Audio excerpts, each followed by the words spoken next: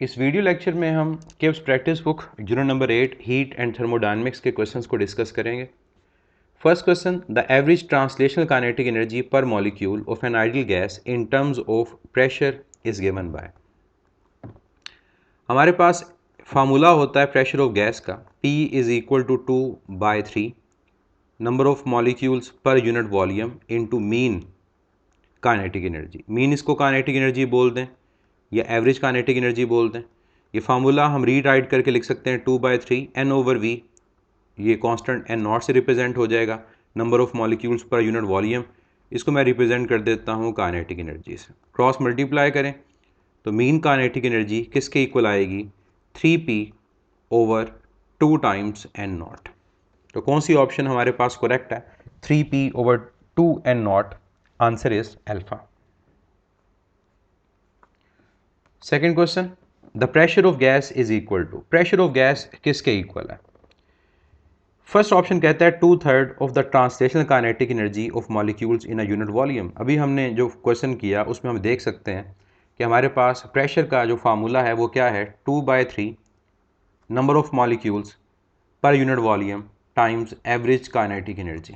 तो यही ऑप्शन हमारे पास करेक्ट है, alpha, 2/3 of the translational kinetic energy of molecules in unit volume. Second option देखें कि सिर्फ ट्रांसलेशनल काइनेटिक एनर्जी इनकोरेक्ट है, थर्ड 1/3 इनकोरेक्ट है, डेल्टा 1/2 इनकोरेक्ट है। तो only answer is alpha, 2/3 of the average translational kinetic energy in a unit volume. Third question, in the following volume temperature diagram what is the relation between P1 and P2। Third question में हमें volume और temperature का graph given है और ये कहा गया है कि P1 और P2 में क्या रिलेशन होगा। अब P1 और P2 क्या है, जो ग्राफ 1 है इसका प्रेशर P1 और ग्राफ 2 ये प्रेशर P2। अब वॉल्यूम और टेम्परेचर का अगर ग्राफ है और ग्राफ स्ट्रेट लाइन है, दैट मीन्स ये चार्ल्स लॉ से रिलेटेड हमारा क्वेश्चन है और चार्ल्स लॉ में हम लोग जानते हैं कि वॉल्यूम और टेम्परेचर इनका आपस में रिलेशन क्या होता है, डायरेक्ट। अगर मैं यहाँ पर PV is equal to nRT से रिलेशन बनाता हूँ तो रिलेशन बनेगा volume over temperature is equal to NR/P। इससे हमें ये पता चला कि वॉल्यूम और टेम्परेचर के ग्राफ की जो स्लोप होगी वो प्रेशर के साथ इन्वर्सली प्रोपोर्शनल होगी, क्योंकि अगर मैं यहाँ पर ग्राफ में स्लोप फाइंड करता हूँ तो slope perpendicular over base volume over temperature के इक्वल होगी और वॉल्यूम ओवर टेम्परेचर हमारी इस इक्वेशन से प्रेशर के साथ इन्वर्सली रिलेटेड है। इसका मतलब जब स्लोप की वैल्यू कम होगी तो प्रेशर की वैल्यू ज़्यादा। तो P1 को अगर हम देखें तो P1 की स्लोप कम है, P2 की स्लोप ज़्यादा है। तो P1 की स्लोप कम तो P1 ग्रेटर होगा P2 से। तो कौन सी ऑप्शन करेक्ट है, P1 greater than P2, Charlie option हमारे पास करेक्ट होगी। Fourth question, the temperature of 1 kilogram of hydrogen gas is same as that of 1 kilogram of helium gas if 1 kilogram hydrogen gas का temperature same होगा 1 kilogram of helium gas. अब condition क्या है, if first option कहता है gases have same internal energy, अगर उन दोनों की इंटरनल एनर्जी सेम हो। सेकंड कहता है gases radiate energy at the same rate, अगर सेम रेट से एनर्जी रेडिएट करें। थर्ड कहता है the gas molecule have same root mean square speed और लास्ट कहता है the gas molecule have same mean translational kinetic energy. Delta option correct होगा कि अगर हमारे पास उनकी मीन ट्रांसलेशनल काइनेटिक एनर्जी ये सेम है तो तब उनका जो टेम्परेचर होगा वो भी सेम होगा। और ये चीज़ हम फार्मूला से भी वेरीफाई कर सकते हैं कि फार्मूला हमारे पास टेम्परेचर का क्या होता है, 2/3 के इंटू मीन काइनेटिक एनर्जी। इस रिलेशन से हम ये देख सकते हैं कि टेम्परेचर का ताल्लुक मीन काइनेटिक एनर्जी से है, चाहे वो गैस हाइड्रोजन है, चाहे वो हीलियम है, चाहे ऑक्सीजन है।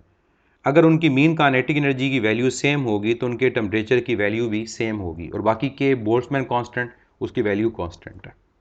Fifth question, which of the following expression is correct for molar volume of an ideal gas.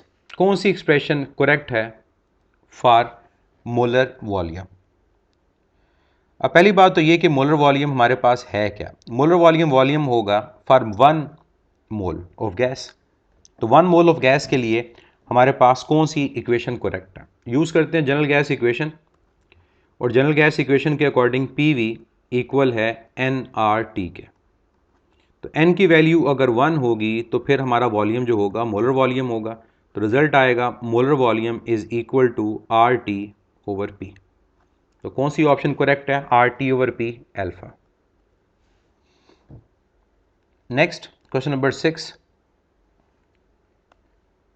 If the average kinetic energy of the gas molecule becomes twice the pressure would become. अगर average translational kinetic energy double हो जाए तो pressure क्या होगा? हमारा first question वो इसी formula से रिलेटेड था कि प्रेशर का जो रिलेशन है वो क्या है, 2/3 n over v into mean kinetic energy. तो यहाँ से आप देख सकते हैं कि प्रेशर का मीन काइनेटिक एनर्जी से रिलेशन डायरेक्ट है। तो अगर हमारे पास एवरेज या मीन काइनेटिक एनर्जी डबल हो रही है तो प्रेशर की वैल्यू भी क्या हो जाएगी? डबल। तो आंसर क्या है? Charlie. 7th question, pressure of gas is. Alpha कहता है proportional to average kinetic energy, correct है। Beta both A and C, उसको देखते हैं कि सी क्या है। सी कहता है प्रोपोर्शनल टू एब्सोल्यूट टेम्परेचर। अगर एवरेज काइनेटिक एनर्जी के डायरेक्टली प्रोपोर्शनल है, एवरेज काइनेटिक एनर्जी टेम्परेचर के प्रोपोर्शनल होता है, तो अल्फा और चार्ली दोनों करेक्ट है। और लास्ट कहता है proportional to volume only, incorrect है, वॉल्यूम के इन्वर्सली प्रोपोर्शनल होती है। तो करेक्ट आंसर क्या होगा? Beta, both alpha and Charlie. Question number 8, question number 8 में क्या कहता है कि in the diagram the volume of bulb X is twice that of bulb Y। The system is filled with an ideal gas and steady state is established when the bulb held at 200 Kelvin and 400 Kelvin। There are X moles of gas in X, how many moles of gas are in Y। Diagram में हमें यह कहा गया है कि bulb X का volume Y के double है, सिस्टम फील्ड आइडियल गैस है, और जो टेम्परेचर X और Y का है वो 200 Kelvin और 400 Kelvin है। अगर X मोल्स हैं X के अंदर, तो ये बताएं कि हमारे पास Y के अंदर नंबर ऑफ मोल्स कितने होंगे। सबसे पहला काम तो ये होगा कि हम डेटा को लिखेंगे कि डेटा क्या गिवन है। हमें गिवन है कि volume of X is twice that of Y, तो Vx is equal to 2 times Vy। इसके अलावा हमें टेम्परेचर गिवन है X और Y का। X का टेम्परेचर गिवन है 200 Kelvin और Y का जो टेम्परेचर है वो गिवन है 400 Kelvin। इसके अलावा X के नंबर ऑफ मोल्स गिवन है X, हमें नंबर ऑफ मोल्स फाइंड करने हैं Y के।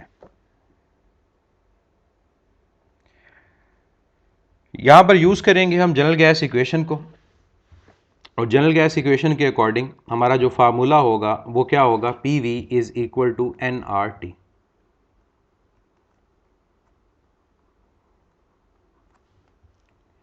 अब PV is equal to nRT relation को अप्लाई कर दें X और Y के लिए, तो ये आ जाएगा PX VX is equal to NX, R constant है, TX। और Y के लिए अप्लाई करेंगे तो Y के लिए क्या होगा? PY VY is equal to NY R into TY। अब दोनों इक्वेशंस को डिवाइड करते हैं, इक्वेशन 1 और इक्वेशन 2 इसको बोलते हैं, और इन दोनों इक्वेशंस को डिवाइड करें। जब इक्वेशंस को डिवाइड करेंगे तो यह आएगा PX VX over PY VY।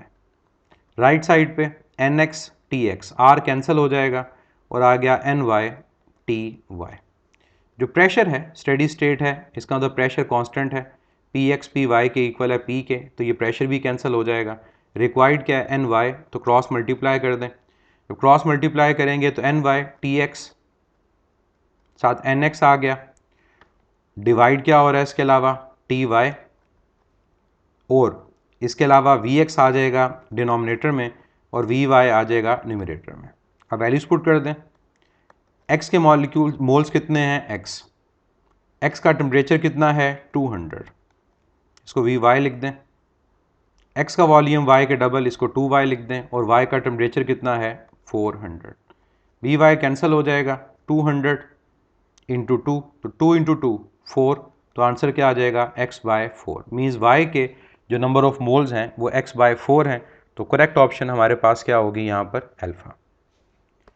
9th question, in an experiment to investigate the relationship between volume of a fixed mass of an ideal gas and its pressure P, a graph of PV against P is plotted. Which graph show the correct relation at constant temperature? 9th question में हमें ये कहा गया कि volume और fix mass of ideal gas और pressure, इनका graph plot किया गया PV का, और किसके अगेंस्ट ड्रॉ किया गया है? P के, प्रेशर के।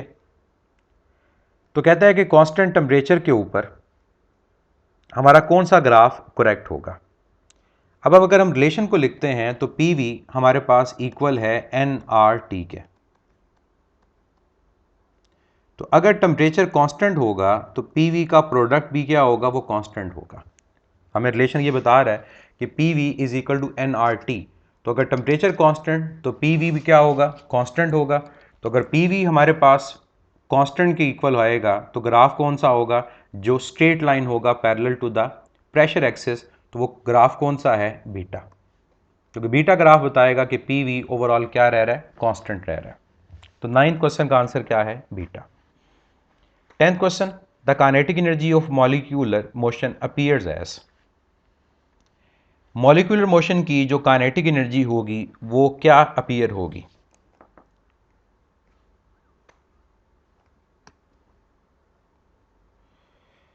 याद रखिएगा कि हमारे पास मॉलिक्यूलर मोशन की जो काइनेटिक एनर्जी होगी वो अपीयर होगी एज अ टेम्परेचर। क्योंकि हमारे पास मॉलिक्यूलर मोशन की जो एवरेज काइनेटिक एनर्जी होती है हम उसको क्या नाम देते हैं? टेम्परेचर का नाम देते हैं। क्योंकि मॉलिक्यूल्स के आपस में कोलाइड होने की वजह से ओवरऑल उनका क्या इंक्रीज हो रहा होगा? टेम्परेचर इंक्रीज हो रहा होगा।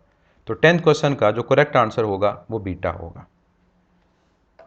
और आप इसको एक और तरह से भी कह सकते हैं कि हमारे पास इंटरनल एनर्जी का ताल्लुक गैस की मॉलिक्यूलर मोशन के साथ होता है। तो अगर मॉलिक्यूलर मोशन को हम रिलेट करना चाह रहे हैं तो किससे करेंगे? हम टेम्परेचर के साथ रिलेट करेंगे। और अगर टोटल काइनेटिक एनर्जी की बात की जाए, स्पेसिफिकली मेंशन टोटल हो, तो फिर इसका आंसर क्या होगा? वो हीट होगा। 11th question,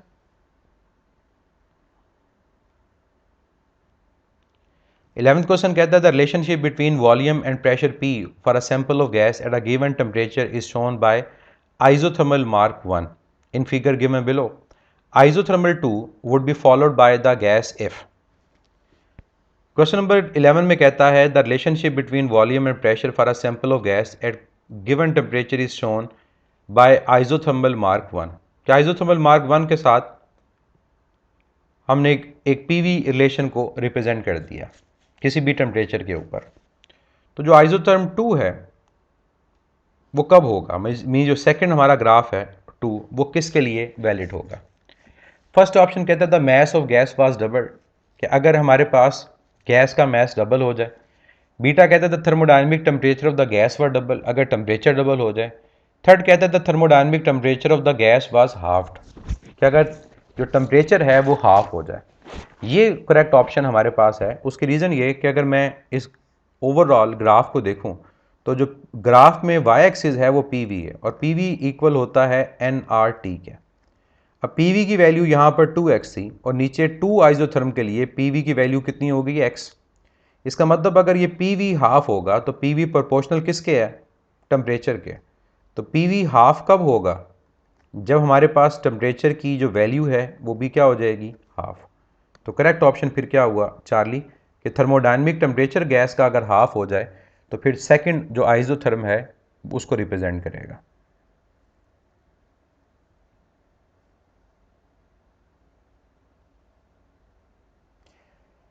next question number 12, the average kinetic energy of molecule of an ideal gas in a close rigid container is increase by factor 4। What happens to the pressure of gas. 12th question में कहता है कि अगर हमारे पास average kinetic energy की जो value है किसी भी रिजिड कंटेनर में वो 4 टाइम इंक्रीज हो जाए तो प्रेशर की वैल्यू को क्या फ़र्क पड़ेगा? प्रेशर का एवरेज काइनेटिक एनर्जी से जो रिलेशन होता है वो डायरेक्ट होता है। तो अगर average kinetic energy 4 times increase हो रही है तो प्रेशर भी इंक्रीज करेगा बाय फैक्टर 4। तो 12th क्वेश्चन का आंसर क्या होगा? Beta. 13th question, the pressure exerted on the walls of a container by a gas is due to the fact that the gas molecules। 13 question में कहता है जो pressure हमारे पास gas exert करता है कंटेनर की वॉल्स के ऊपर, उसकी रीज़न क्या है? Alpha loss their kinetic energy, beta stick to walls, Charlie are accelerated towards the wall और delta change their momentum due to collision with the wall. Answer क्या होगा? डेल्टा, कि जब वो कोलाइड करते हैं तो उनका मोमेंटम चेंज होता है और मोमेंटम का change with respect to time क्या है? फोर्स, और फोर्स अप्लाई करने की वजह से डेवलप क्या हो रहा होता है? प्रेशर। इस चीज़ को अगर हम मैथमेटिकली लिखते हैं तो हम जानते हैं कि प्रेशर फोर्स ओवर एरिया है। अब प्रेशर एग्जर्ट क्यों होगा? फोर्स की वजह से। फोर्स कहाँ से आती है? तो फोर्स इक्वल है rate of change of momentum. तो जब गैस मॉलिक्यूल्स कोलाइड करते हैं वॉल को तो उनका मोमेंटम चेंज होता है और मोमेंटम के चेंज होने की वजह से फोर्स है और फोर्स पर यूनिट एरिया क्या प्रोड्यूस करेगा? प्रेशर। इस वजह से करेक्ट आंसर क्या है? डेल्टा। तो कभी ये नहीं कहना कि हमारे पास अगर कोलिजन इलास्टिक है तो मोमेंटम यहाँ पर जो चेंज आएगा वो ज़ीरो के इक्वल आएगा, क्योंकि अगर मोमेंटम का चेंज ज़ीरो, फोर्स ज़ीरो, तो फिर हम ये कहेंगे कि प्रेशर ज़ीरो, तो ओवरऑल KMT गलत हो जाएगी। 14th question, the temperature at which kinetic energy of the gas molecule is double its value at 27 degree Celsius. किस टेम्परेचर के ऊपर जो काइनेटिक एनर्जी है वो डबल हो जाती है as compare to 27 degree Celsius. हम जानते हैं कि टेम्परेचर का एवरेज काइनेटिक एनर्जी से डायरेक्ट रिलेशन होता है। तो अगर हमसे ये पूछा गया कि किस टेम्परेचर पे काइनेटिक एनर्जी डबल, इसका मतलब जब टेम्परेचर डबल होगा तो एवरेज काइनेटिक एनर्जी भी डबल होगी। तो अगर मैं इस कंडीशन को यूँ लिखता हूँ कि एवरेज काइनेटिक एनर्जी की वैल्यू जो है वो पहले से डबल हो रही है, तो ये तब पॉसिबल होगा जब टेम्परेचर भी हमारा पहले से डबल हो जाएगा। अब पहले टेम्परेचर है 27 डिग्री सेल्सियस, इसका मतलब है 300 केल्विन। तो 2 इंटू 300 ये आएगा 600 केल्विन, और जब सेल्सियस में फाइंड करेंगे तो ये आएगा 327 डिग्री सेल्सियस। तो correct option is beta. 15th, what does volume represents in the equation. 15th question में वो कहता है कि इस इक्वेशन में हमारे पास जो v है वो क्या रिप्रेजेंट कर रहा है? इक्वेशन क्या है? PV divide by 2 is equal to RT। First option है volume of n moles of gas, second option है mass of 2 gram of gas, third है mass of 4 gram of gas, और लास्ट है volume of 2 mole of gas. Answer क्या होगा? Delta, क्योंकि अगर 1 mole of हो तो मोलर उसमें 1 आएगा, या 2 आ रहा है इसका मतलब 2 मोल ऑफ गैस का ये वॉल्यूम है। और इसको अगर हम मैथमेटिकली देखें कि किस तरह से ये आया, तो PV is equal to nRT के रिलेशन में अगर हम n की वैल्यू को 2 पुट कर देंगे तो फिर ये रिलेशन बन जाएगा PV, जो 2 ये था ये डिवाइड हो गया V के साथ RT, तो ये वॉल्यूम है फॉर 2 मोल ऑफ गैस, इसलिए answer delta. 16th, a surface is bombarded by particles each of mass small m which have velocity v normal to the surface. On average, n particles strike unit area of surface e second and rebound elastically. What is the pressure on the surface? 16 question में वो कहता है कि हमारे पास एक surface पे particles bombard हो रहे हैं और हर एक का जो मैस है वो कितना है? स्मॉल है। वेलोसिटी कितनी है? v, और वेलोसिटी नॉर्मल टू सरफेस है। कहता है on average n particle strike करते हैं यूनिट एरिया, और टाइम कितना है? 1 सेकेंड। तो एरिया भी यूनिट है, टाइम भी 1 सेकेंड है। तो कहता है what is the pressure on the surface. तो प्रेशर क्या होगा? अभी हमने जो ऊपर एक रिलेशन लिखा था प्रेशर का फोर्स के साथ और फोर्स का rate of change of momentum के साथ, वही रिलेशन यहाँ पर यूज़ होगा, क्योंकि हम ऑप्शंस को देखें तो ऑप्शन m और v की फॉर्म में है। तो प्रेशर फोर्स ओवर एरिया, और फोर्स की जगह हम यहाँ पर क्या पुट करेंगे? Rate of change of momentum. Delta T नीचे मल्टीप्लाई होगा तो change in momentum divide by delta T into A. अब चेंज इन मोमेंटम क्या होगा? अगर हमारे पास एक मॉलिक्यूल m जाके कोलाइड करता है वेलोसिटी v के साथ, तो वो रीबाउंस करेगा वेलोसिटी v के साथ और डायरेक्शन ऑपोजिट हो जाएगी। अगर मैं चेंज इन मोमेंटम को यहाँ पर कैलकुलेट करता हूँ तो चेंज इन मोमेंटम हमारे पास आएगा फाइनल माइनस इनिशियल। अब फाइनल और इनिशियल का डिफरेंस ज़ीरो नहीं आएगा, फाइनल माइनस mv है, इनिशियल mv है, तो ये आएगा -2 mv। अब ऑप्शन में नेगेटिव नहीं है, हम नेगेटिव को इग्नोर कर देंगे, तो सिंपल हम मैग्नीट्यूड लिखेंगे तो वो आएगी 2 mv। ये एक की है। अगर n हमारे पास टोटल पार्टिकल है तो साथ मल्टीप्लाई क्या होएगा n। टाइम कितना है 1, एरिया कितना है यूनिट 1, तो आंसर क्या आ गया 2n mv, और वो कौन सी ऑप्शन है beta. 17 question, the kinetic energy of gases break down most at. Kinetic energy of gases break down most at, options देखें तो अल्फा कहता है low pressure and high temperature, beta कहता है low pressure and low temperature, Charlie कहता है high pressure and low temperature. अब क्यों हमारे पास यहाँ पर चार्ली ऑप्शन करेक्ट होगा, क्योंकि हम जानते हैं कि KMT हमारे पास अप्लाई होती है लो प्रेशर पे और हाई टेम्परेचर पे। तो अगर हमारे पास इसका रिवर्स हो जाएगा, हाई प्रेशर हो जाएगा और लो टेम्परेचर हो जाएगा, तो ऑटोमेटिकली जो काइनेटिक थ्योरी ऑफ गैसेज है ब्रेक डाउन हो जाएगी, मीन्स वैलिड नहीं होगी, क्योंकि गैस आइडियल नहीं रहेगी। इसलिए आंसर क्या है Charlie. 18th, boys law hold for ideal gases in, boys law कब होल्ड करता है, कब ओबे होगा। बॉयज़ लॉ में कंडीशन होती है कि टेम्परेचर कांस्टेंट, और टेम्परेचर कांस्टेंट कौन सा प्रोसेस है आइसोथर्मल, तो आंसर होगा beta. 19th, for an ideal gas the inter particle interaction is, ideal gas में हम जानते हैं कि किसी भी तरह की इंटरेक्शन नहीं होती, तो आंसर क्या होगा 0। क्वेश्चन नंबर 20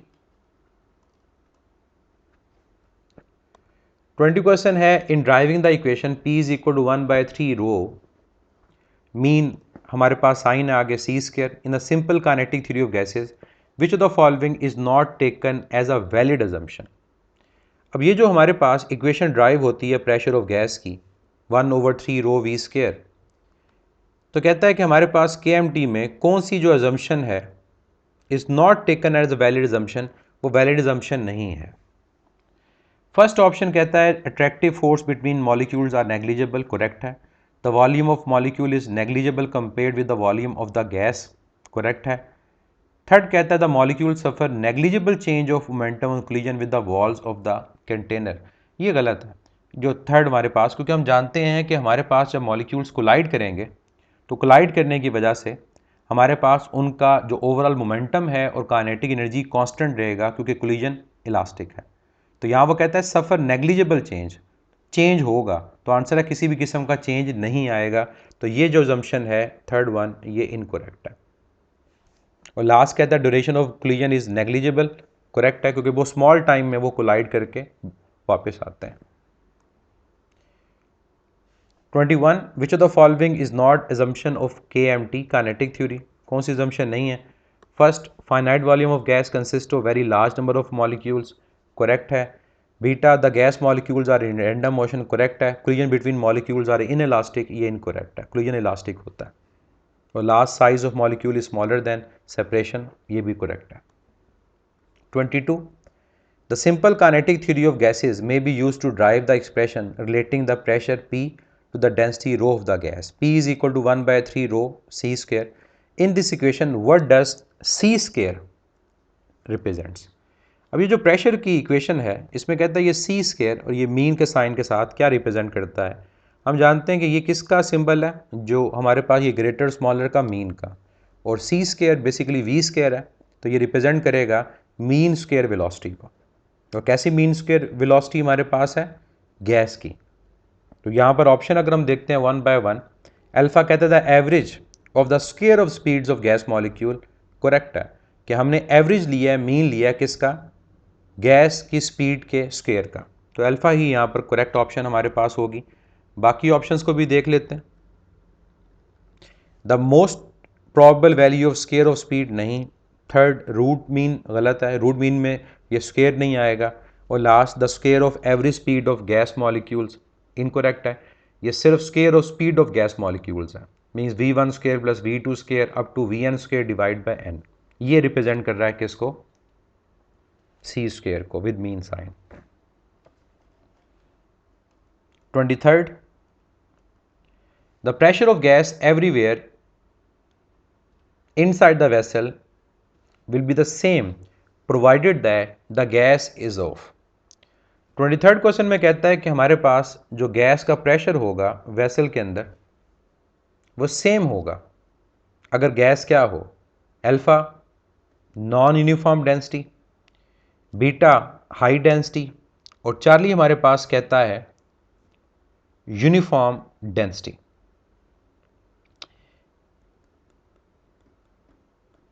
और लास्ट ऑप्शन हमारे पास है लो डेंसिटी। ये पास्कल लॉ की स्टेटमेंट यहाँ पर हमारे पास यूज़ होगी, और पास्कल लॉ की स्टेटमेंट के अकॉर्डिंग जो प्रेशर होता है वो इक्वली ट्रांसमिट होता है हर डायरेक्शन में, और कंडीशन होती है कि अगर वो गैस जो हो वो यूनिफॉर्म डेंसिटी की हो। तो यहाँ जो करेक्ट ऑप्शन हमारे पास बनती है वो पास्कल लॉ के अकॉर्डिंग क्या बनती है, चार्ली। कि गैस अगर यूनिफॉर्म डेंसिटी की हो तो ओवरऑल वेसल में हर जगह जो प्रेशर होगा वो क्या होगा, वो इक्वल होगा। अगर ये यूनिफॉर्म डेंसिटी की नहीं है फिर पास्कल लॉ अप्लाई भी नहीं होगा और प्रेशर इक्वली हमारे पास हर जगह प्रेजेंट भी नहीं होगा। 24 while deriving the equation for pressure of gas we consider, pressure of gas की इक्वेशन को ड्राइव करते हुए हम क्या कंसिडर करते हैं। अल्फा ऑप्शन कहता है कि rotational motion of molecules, beta कहता है linear motion of molecules, Charlie कहता है वाइब्रेशनल मोशन ऑफ मॉलिक्यूल्स, और डेल्टा ऑल ऑफ दिस। हम बात कर रहे होते हैं आइडियल गैस की, और आइडियल गैस के लिए हम मोशन जो ले रहे होते हैं सिर्फ लीनियर ले रहे होते हैं, तो करेक्ट ऑप्शन क्या है, बीटा। इसी वजह से हमारा जो रिजल्ट आता है वो ट्रांसलेशनल काइनेटिक एनर्जी की फॉर्म में आता है। 25 the ideal gas law is, simple question है, PV is equal to nRT, या PV is equal to capital N KT, और यहाँ capital N number of molecules हैं और K क्या है, बोल्टमैन कांस्टेंट। तो 25 क्वेश्चन का आंसर क्या होगा, delta. 26 the Boltzmann constant has value, क्या वैल्यू होती है, 1.38 10⁻⁻23 joule per kelvin, answer is alpha. 27 the absolute temperature for the ideal gas is, absolute temperature ideal gas के लिए अल्फा कहता है directly proportional to the rotational, गलत है क्योंकि सिर्फ ट्रांसलेशनल होता है और वो भी एवरेज। तो आंसर हमें नज़र आ रहा है कौन सा होगा, Charlie, directly proportional to the average translational kinetic energy. और ये फार्मूला से भी देखते हैं हम कि average translational kinetic energy involve होती है T इज इक्वल टू 2/3 के average translational kinetic energy. 28 according to Boyle's law the pressure of gas is expressed है, सिंपल है, बॉयज़ लॉ प्रेशर और वॉल्यूम का इन्वर्स रिलेशन होता है अगर टेम्परेचर और नंबर ऑफ मॉलिक्यूल्स कांस्टेंट हो, तो आंसर क्या होगा, delta. 29 at absolute temperature the kinetic energy of molecule, absolute temperature पे हमारे पास काइनेटिक एनर्जी ऑफ मॉलिक्यूल्स क्या होगी। अब यहाँ पर एब्सोल्यूट टेम्परेचर की जगह होना चाहिए एब्सोल्यूट ज़ीरो, क्योंकि एब्सोल्यूट ज़ीरो हमारे मतलब होगा 0 केल्विन, और 0 केल्विन के ऊपर जो काइनेटिक एनर्जी की वैल्यू होगी वो 0 होगी। अगर ये सिंपल एब्सोल्यूट टेम्परेचर है तो एब्सोल्यूट टेम्परेचर पे काइनेटिक एनर्जी ऑफ मॉलिक्यूल जो होगी ऑब्वियसली हमारे पास किसी नॉन ज़ीरो वैल्यू के इक्वल आएगी जो भी टेम्परेचर होगा। तो यहाँ पर मिनिमम मैक्सिमम तो नहीं कह सकते, आंसर क्या होगा, delta, none of these. Next question number 30, temperature is the property which determines, temperature property है जो क्या डिटरमिन करती है। अल्फा कहता है how much heat a body contains, नहीं, ये intensity of hotness and coldness है। बीटा कहता है whether a body will feel hot और कोल्ड टू टच। चार्ली कहता है in which direction heat will flow, ये करेक्ट है क्योंकि टेम्परेचर बताएगा कि हीट ने किस डायरेक्शन में फ्लो करना है और वो क्या डायरेक्शन होती है, from high temperature to low temperature. तो आंसर क्या है, Charlie. 31 4 gas molecule have speed shown, 4 gas molecule की स्पीड गिवन है, क्या फाइंड करना है हमने, रूट मीन स्क्वायर स्पीड, और ये वैल्यू हमारे पास जो है ये 10⁻² मीटर पर सेकेंड में है। सिंपल क्वेश्चन है, root mean square speed find करनी है, क्या करेंगे, तमाम का स्क्वायर लेके ऐड करेंगे, टोटल मॉलिक्यूल से डिवाइड करेंगे और अंडर रूट ले लेंगे। तो मैं सिंपल वैल्यूज़ को लूँगा, अगर मैं उसके अलावा 10 की पावर ले भी लूँ तब भी ठीक है, ना लूँ तब भी ठीक है। अगर मैं वैल्यू ले भी लेता हूँ तो ये आएगा 1 10⁻² whole square, 3 10⁻² whole square, 5 10⁻² whole square, और लास्ट हमारे पास है 7 10⁻² होल स्क्वायर। कितने मॉलिक्यूल्स हैं? 4, 4 से डिवाइड हो जाएगा। 10⁻²2 होल स्क्वायर सब में है, वो कॉमन भी ले सकते हैं। बाकी 1 का स्क्वायर 1, 3 का स्क्वायर 9, 5 का स्क्वायर 25 और 7 का स्क्वायर 49। अब इसको ऐड करें, 9 + 1 10, 10 + 25 35, अब 35 + 49, अब 35 + 49 हमारे पास क्या होगा? 84। 39 नहीं सॉरी 35 + 49 बिल्कुल 84 ये हमारे पास होगा। तो ये हमारे पास आ गया √84 डिवाइड बाय 4 और साथ क्या है? 10⁻⁴। अब यहाँ पर हमने क्या लेना है? अंडर रूट लेना है। अब 84 को डिवाइड कर दें 4 से। अब 84 को 4 से डिवाइड करेंगे तो हमारे पास रिजल्ट क्या आएगा? 21। तो √21 और 10⁻⁴ का √2। अब अंडर रूट लेने का मेथड मैंने बताया था, आपको एग्जैक्ट वैल्यू पता चल जाएगी। अब √21 लेने के लिए हम क्या करेंगे? इससे छोटी वैल्यू जिसका अंडर रूट पता है वो क्या है? 16। 16 का √4। 16 और 21 का जो डिफरेंस है वो कितना है? 5। यहाँ 5 आ गया एंड 4 × 2 8। अब 5/8 को डिवाइड कर लें। अगर 5/8 को हम डिवाइड करते हैं 0.08 × 6 48, तो ये 4.6, तो आंसर आ गया 4.6 10⁻² और यूनिट क्या होगा? Metre per second. तो करेक्ट ऑप्शन हमारे पास क्या है? 4.6 10⁻² delta. 32 a difference of 25 degree Celsius is equal to the difference of. ये टेम्परेचर के डिफरेंस की कन्वर्जन है, टेम्परेचर की कन्वर्जन नहीं है। और मैंने आपको बताया था शॉर्टकट, इसमें हमने कन्वर्ट करना है केल्विन में। अगर टेम्परेचर का डिफरेंस सेल्सियस में हो और केल्विन में हो तो ये इक्वल होते हैं, लेकिन फ़ारेनहाइट में इक्वल नहीं होते। उसके लिए शॉर्टकट था हमारे पास 1.8 मल्टीप्लाई करना होता है, लेकिन ये ऑप्शन केल्विन में है तो 25 डिग्री सेल्सियस 25 केल्विन के इक्वल आएगा। अगर फ़ारेनहाइट हो तो वो भी मैं आपको लिख देता हूँ यहाँ पर। उसके लिए क्या करेंगे? उसमें टेम्परेचर का change Celsius over 100 is equal to temperature change in Fahrenheit over 180। तो ये 180 मल्टीप्लाई होगा, तो जो मैं शॉर्टकट बता रहा था वो यही था कि temperature change in Fahrenheit is equal to 1.8 या 9/5 टेम्परेचर चेंज इन सेल्सियस। वो डिपेंड करता है कि अगर हमारे पास फ़ारेनहाइट में होती है ऑप्शन तब हम ये काम करते हैं। Question number 33। क्वेश्चन नंबर 33 हमारे पास है, oxygen boils at -183 degree Celsius. This temperature is approximately. Temperature given है -183 डिग्री सेल्सियस। इस टेम्परेचर को हमने कन्वर्ट करना है फ़ारेनहाइट में। अब ये टेम्परेचर के कन्वर्जन का है। पहला क्वेश्चन इससे जो था वो टेम्परेचर के चेंज का था। अब टेम्परेचर को कन्वर्ट करना हो तो उसका फार्मूला मैंने आपको लिखवाया था, degree Celsius over 100 degree Fahrenheit -32 over 180। अब टेम्परेचर सेल्सियस में -183 यहाँ पुट कर दूंगा ओवर 100 डिग्री फ़ारेनहाइट -32 ओवर 180। अब देखें क्या चीज़ कैंसिल होकर सॉल्व होती है, उसको सॉल्व कर लें। ये 0 कैंसिल हो जाएगा, क्रॉस मल्टीप्लाई करूँ या आपके पास आ जाएगा 18 ओवर 10 -183 और ये आ गया डिग्री फ़ारेनहाइट -32। ये हमारे पास होता है 9/5। अब 183 हमारे पास 5 से डायरेक्ट सॉल्व नहीं हो सकता, हम इसको अप्रॉक्सीमेशन से सॉल्व करके देख लेते हैं। इसको मैं 185 से सॉल्व करूंगा और फिर देख लेंगे कि सबसे क्लोज आंसर हमारे पास क्या आता है।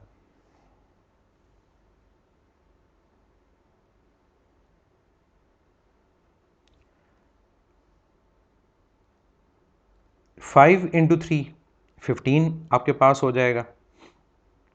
रिमाइंडर आपके पास क्या आएगा? 33। मैं लेकिन 35 मैंने ज़ूम किया था तो ये मेरे पास आ जाएगा 37। अब 37 को मल्टीप्लाई करना है 9 से और साथ हमने क्या कर देना है? -32 वहाँ जाके +32 हो जाएगा। तो मीन्स ये वैल्यू मेरे पास आ जाएगी 9 इंटू -37 +32, ये फ़ारेनहाइट में वैल्यू आ जाएगी। अब 37 इंटू 9 क्या होगा? अब आप मल्टीप्लिकेशन इसको करके देख सकते हैं कि 37 इंटू 9 क्या होगा। वैसे हम जानते हैं कि 37 इंटू 10 370 है, तो 37 मल्टीप्लाई अगर हमारे पास 9 से होगा तो ये आएगा 333, लेकिन साइन क्या होएगा नेगेटिव। प्लस क्या हो रहा है 32 is equal two degree Fahrenheit. अब सॉल्व हो गया, अगर मैं इसको प्लस 32 करता हूँ तो मेरे पास जो आंसर आएगा वो क्या आएगा -301 डिग्री फ़ारेनहाइट। ये टेम्परेचर की वैल्यू मेरे पास फ़ारेनहाइट में मेजर हो गई। अब यहाँ पर ऑप्शन में सबसे क्लोज ऑप्शन क्या है 301 के, वो क्या है -297। अब क्यों आंसर हमारे पास एग्जैक्ट नहीं आया, क्योंकि हमने अप्रॉक्सीमेशन से सॉल्व किया था और हमने वैल्यू क्या ली थी एक्चुअल से बड़ी ली थी। इसका मतलब हमारा आंसर भी बड़ा आएगा, तो करेक्ट आंसर जो होगा वो इससे छोटा होगा। तो 301 से छोटा क्या है वो 297 है। तो 33 क्वेश्चन का जो करेक्ट आंसर है वो क्या है delta. 34 at constant pressure the graph between volume and absolute temperature. Pressure constant हो, ये चार्ज ला, तो वॉल्यूम और टेम्परेचर का ग्राफ क्या होगा स्ट्रेट लाइन। आंसर क्या है Charlie. 35 Boltzmann constant in terms of universal gas constant and Avogadro's number Na is given by K is equal to R over Na। तो K is equal to R over Na हमारे पास इसमें कौन सी option है Charlie. 35 question simple, हमने Boltzmann constant का relation बताना है कि कौन सा करेक्ट है। तो K इक्वल होता है R over Na और ये कौन सी ऑप्शन है Charlie. 36 question at what temperature Fahrenheit and kelvin show the same reading. ये लेक्चर में हमने किया भी था। क्या वैल्यू होती है 574.25 या 574.2। आंसर क्या है हमारे पास चार्ली। और अगर क्वेश्चन होता कि किस टेम्परेचर के ऊपर फ़ारेनहाइट और सेल्सियस इक्वल हैं तो वो -40। 37 in ideal gas the molecule possess. Ideal gas में मॉलिक्यूल्स में सिर्फ कौन सी एनर्जी होती है काइनेटिक एनर्जी। तो आंसर क्या होगा इसका अल्फ़ा। और पोटेंशियल एनर्जी नहीं होती क्योंकि हम नॉन इंटरेक्टिव गैस की बात करते हैं। इस वजह से जब भी पूछा जाएगा कि आइडियल गैस में हमारे पास कौन सी एनर्जी प्रेजेंट होती है तो उसका आंसर क्या होगा only kinetic. 38 if N ideal gas is isothermally expanded the internal energy will be. Isothermal process के अंदर जो टेम्परेचर होता है वो कांस्टेंट रहता है। अगर टेम्परेचर कांस्टेंट होगा तो इंटरनल एनर्जी क्या रहेगी वो सेम रहेगी। तो 38 का आंसर चार्ली, क्योंकि इंटरनल एनर्जी की डिपेंडेंस टेम्परेचर पे होती है। तो टेम्परेचर अगर चेंज नहीं होगा तो इंटरनल एनर्जी भी चेंज नहीं होगी। 39 what thermodynamic temperature is equivalent to 501.85 degree Celsius. Celsius को हमने कन्वर्ट करना है किस में केल्विन में, क्योंकि ऑप्शन हमारे पास जो सारी हैं वो केल्विन में है। तो कन्वर्जन आपको पता है कि सेल्सियस को केल्विन में जब कन्वर्ट करना हो तो क्या चीज़ ऐड की जाती है 273.15। तो अगर हम इसमें 273.15 ऐड करते हैं तो हमारा जो आंसर आएगा वो किस में आएगा वो 700 के अंदर आएगा। एग्जैक्ट वैल्यू अगर हम देखें तो 85 + 15 ये हमारे पास क्या हो जाएगा 100। ये डबल 100 ये आपके पास आ जाएगा 00, जो 1 होगा वो कैरी हो जाएगा। तो इसमें हमारे पास जो ऑप्शन बनती है वो क्या बनती है 77.500। तो कौन सी ऑप्शन करेक्ट है ये बीटा। तो 39 क्वेश्चन का जो करेक्ट आंसर है वो बीटा है।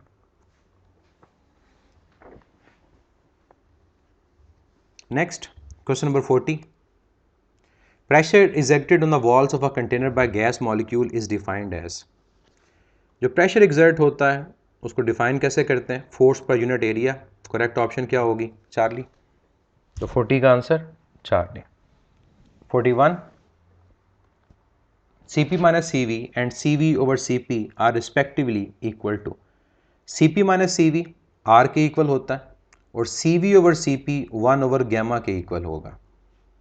तो करेक्ट ऑप्शन हमारे पास क्या होगी R और 1 over गैमा, तो डेल्टा ऑप्शन है। 42 first law of thermodynamics can be written as Cv delta T equal to delta Q minus P delta V। In a change for which boys law is observe which of the following would necessarily zero. देखिए हमारे पास boys law में temperature constant होता है, अगर temperature constant तो delta T zero आएगा, तो यहाँ जो करेक्ट ऑप्शन हमारे पास होगी वो क्या होएगी, beta. 43 oxygen molecule in the earth atmosphere have root mean square speed 500 metre per second. If the relative molecular mass of oxygen and helium is 32 and 4 respectively, then the approximate root mean square speed of helium molecule in the atmosphere will be। Root mean square जो velocity है उसका formula ऐसा हमें use करना है जिसमें molar mass involve होता है। तो जो डाटा है उसको अगर हम देखें तो मोलर मैस हमें गिवन है, मॉलिक्यूलर मैस ऑक्सीजन और हीलियम का। इसके अलावा हमें गिवन है ऑक्सीजन मॉलिक्यूल की रूट मीन स्क्वायर स्पीड की वैल्यू 500 और हमें root mean square speed value find करनी है हीलियम के लिए। तो फार्मूला क्या होता है, रूट मीन स्क्वायर वेलोसिटी या root mean square speed is equal to under root 3RT over capital M, ये फार्मूला। टेम्परेचर सेम है, इसका मतलब हमारा जो रिलेशन बनेगा वो बनेगा V1 ओवर V2। V1 और V2 की जगह मैं लिख दूंगा हीलियम की root mean square speed over oxygen is equal to under root, molar mass से इन्वर्स है तो ऊपर आएगा मोलर मैस ऑक्सीजन का, नीचे आएगा मोलर मैस हीलियम का। अब वैल्यूज पुट कर दें, हीलियम की वैल्यू फाइंड करनी है, ऑक्सीजन की रूट मीन स्क्वायर स्पीड की वैल्यू है 500 यूनिट मीटर पर सेकेंड ही है। मोलर मैस हमें जो गिवन है 32 और 4, ऑक्सीजन का 32 है और हीलियम का 4 है, ये आपके पास आ जाएगा 8, क्योंकि 4 इंटू 8 32, 500 मल्टीप्लाई हो जाएगा। अब 8 को हम क्या लिख सकते हैं, 4 इंटू 2, 4 का अंडर रूट क्या है 2 और अंडर रूट 2 का क्या है 1.4, सब मल्टीप्लाई क्या हो रहा है 500, तो 500 into 2 1000 into 1.4 1400 metre per second answer होगा। तो करेक्ट ऑप्शन क्या है, beta.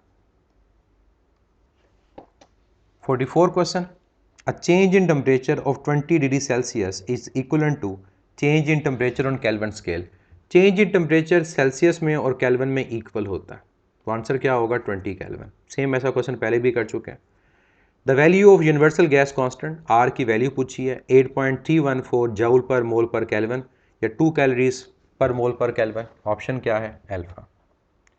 46 the temperature of the system is raised from 25 degree Celsius to 45 degree Celsius, find temperature in Fahrenheit।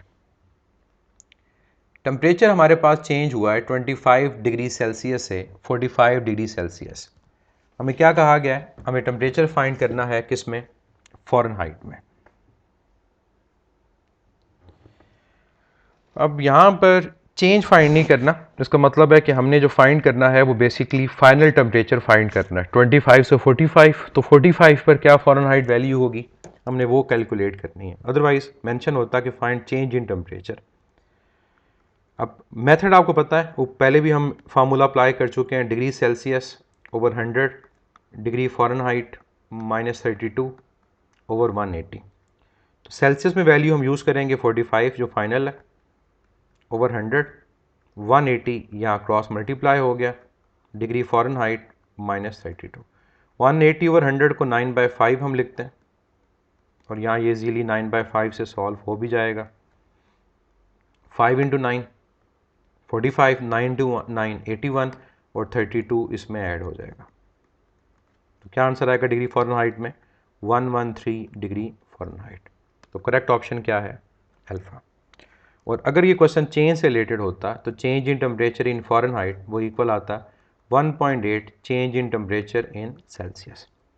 तो सेल्सियस में कितना टेम्परेचर हमारे पास चेंज हुआ है 45 और 25, अगर मैं इनका डिफरेंस लेता हूँ तो वो है 20, तो फिर आपके पास आंसर क्या आता 1.8 इंटू 2 3.6, साथ जीरो भी है तो 36 डिग्री फ़ारेनहाइट आता।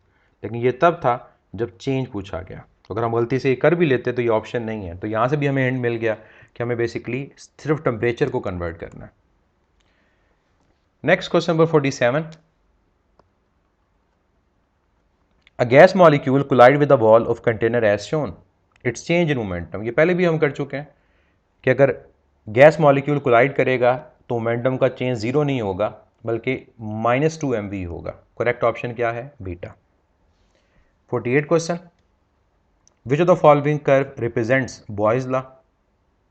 बॉयज लॉ का ग्राफ हमारे पास अगर P और V का होगा तो कर्व, ये करेक्ट है। अगर P और 1/V का होगा स्ट्रेट लाइन, करेक्ट है। और PV का अगर होगा, PV कांस्टेंट रहता है parallel to x axis, correct. तो आंसर क्या होगा? डेल्टा। तो 48 का answer delta, all of these. 49, a gas undergoes the cycle of pressure and volume changes W to X, then Y, then Z and then again W, means cyclic process है। What is the net work done by the gas? याद रखिएगा thermodynamic में close cycle में work done zero नहीं होता, बल्कि area of the graph के equal होता है। तो मीन्स हमने ये एरिया कैलकुलेट करना है। अब एरिया अगर कैलकुलेट हमने करना है तो शेप आपके सामने है, ये शेप है रेक्टेंगल की, इसकी बेस 1 से लेकर 3 तक वो कितनी होगी? 2, और साथ है 10⁻³ यूनिट है मीटर क्यूब। और ये इसकी हाइट है, जो 2 से 3 1 डिफरेंस बेसिक लेंगे, और साथ है 10⁵ पास्कल। तो वर्क डन इक्वल होगा एरिया जो इंक्लोज है, और एरिया होगा बेस इंटू हाइट। बेस है 2 10⁻⁻3, हाइट है 1 10⁵, मल्टीप्लाई करें तो 2 10⁻² जूल आंसर आएगा, मीन्स 200 जूल। अब पॉजिटिव या नेगेटिव, क्योंकि दोनों ऑप्शंस यहाँ पर हैं, उसके लिए आप ये देखें कि क्या हमारे पास ये प्रोसेस जो है ये क्लॉकवाइज है या एंटी क्लॉकवाइज है। तो हम देख सकते हैं कि ये जो प्रोसेस हमारे पास है ये क्लॉकवाइज है। तो हमने क्या पढ़ा था कि अगर क्लॉकवाइज हमारा साइकिल होगा तो वर्क डन जो होगा वो पॉजिटिव होगा। तो करेक्ट ऑप्शन हमारे पास क्या है? Delta, 200 joule. और अगर ये एंटी क्लॉकवाइज होता तो फिर नेगेटिव वर्क डन होता। Last one, if two system X and Y are in thermal equilibrium, if X is heated at constant volume and Y is heated at constant pressure and again finally maintained at thermal equilibrium, then heat Q given to system X and Y and internal energy U stored in a system X and Y are। Question की statement को पढ़ें कि दो system है X and Y जो thermal equilibrium में है, मतलब उनका टेम्परेचर सेम है। X को हीट किया है कांस्टेंट वॉल्यूम पे और Y को हीट किया है कांस्टेंट प्रेशर पे, और फाइनली दोबारा उनको थर्मल इक्विलिब्रियम मीन्स उनका टेम्परेचर दोबारा सेम हो गया। अगर हीट जो हमारे पास है गिवन टू X और Y, और जो इंटरनल एनर्जी U स्टोर जो होगी सिस्टम X एंड Y में, उसको किससे रिप्रेजेंट करेंगे? देखें, अगर दोबारा वो थर्मल इक्विलिब्रियम में आ गए हैं तो इसका मतलब टेम्परेचर सेम है। अगर टेम्परेचर दोनों का सेम है, इससे ये पता चलेगा कि दोनों की जो इंटरनल एनर्जी की वैल्यू है वो सेम है। तो थर्मल इक्विलिब्रियम में टेम्परेचर सेम, इसका मतलब दोनों की जो इंटरनल एनर्जी की वैल्यू है वो सेम। तो UX UY के इक्वल है। फिर हीट है, जो X है वो कांस्टेंट वॉल्यूम पर है। X हमारे पास किस पर है? कांस्टेंट वॉल्यूम पर।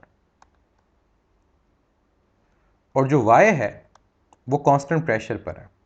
हम जानते हैं कि कांस्टेंट प्रेशर पे जो हीट होती है वो as compare to constant volume ज़्यादा होती है, क्योंकि CP जो है वो ग्रेटर हमारे पास है CV से। तो ये देखें कि हमारे पास कहाँ पर ऑप्शन करेक्ट है कि इंटरनल एनर्जी इक्वल है और QY ग्रेटर है QX के। तो ये ऑप्शन कौन सी है? डेल्टा।